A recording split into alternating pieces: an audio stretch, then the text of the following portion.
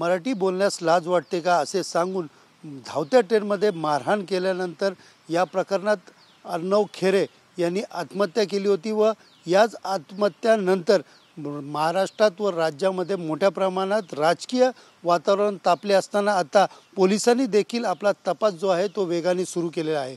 मी सध्या उभा आहे कल्याणच्या कोळसेवाडी पोलीस स्थानकात आणि याच पोलीस स्थानकामध्ये अर्णव खेरे याच्या आत्महत्येनंतर या ठिकाणी आकस्मिक मृत्यूची नोंद करण्यात आली होती। मात्र या प्रकरणामध्ये काल पोलिसांनी या ठिकाणी आत्महत्या करण्यास प्रवृत्त करण्याचा गुन्हा जो आहे तो अज्ञात लोकांविरोधात दाखल केलेला आहे। विशेषतः पाहायला गेलं तर अर्णव खेरेच्या आत्महत्येप्रकरणी तपास करण्यासाठी मोबाईल अर्णव खेरेचा जो मोबाईल होता तो पोलिसांच्या ताब्यात होता। तो मोबाईल त्याचा पासवर्ड मिळत नसल्याने तो फॉरेन्सिक लॅबमध्ये आता तपासणीसाठी पाठवण्यात येणार आहे।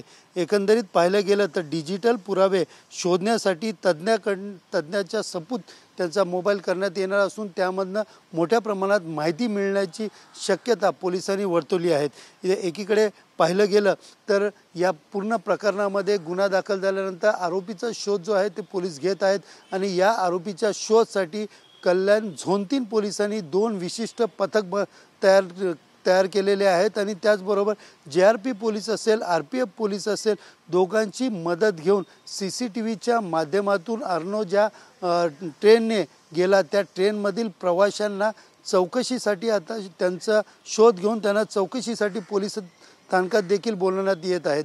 आत्तापर्यंत 10 ते 12 प्रवाशांना या ठिकाणी पोलिसांनी चौकशीसाठी बोलवलं असून यापुढेही अनेक प्रवासी जे आहेत त्या प्रवाशांचा शोध घेत अर्णवला मारहाण करणाऱ्या आरोपीपर्यंत पोहोचण्याचा पोलिसांचा निर्धार आहे। एकंदरीत पाहायला गेलं तर अर्णवने आत्महत्या का केली आणि आत्महत्याचं पाठी कारण काय या सगळ्या गोष्टीचा शोध घेण्यासाठी झोन 3 पोलीस आहेत ते प्रत्येक कोण्याने या पूर्ण प्रकाराचा तपास करत आहेत।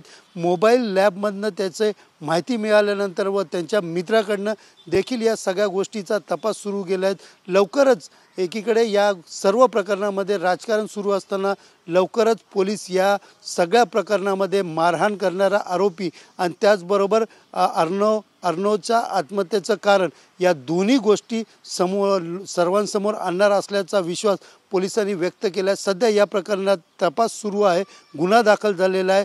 पोलीस जे आहे ते ॲक्शन मोडवरती आलेली पाहायला मिळून येत आहे। कॅमेरा पर्सन गणेश रहाटेसह सुनील जाधव TV9 मराठी कल्याण।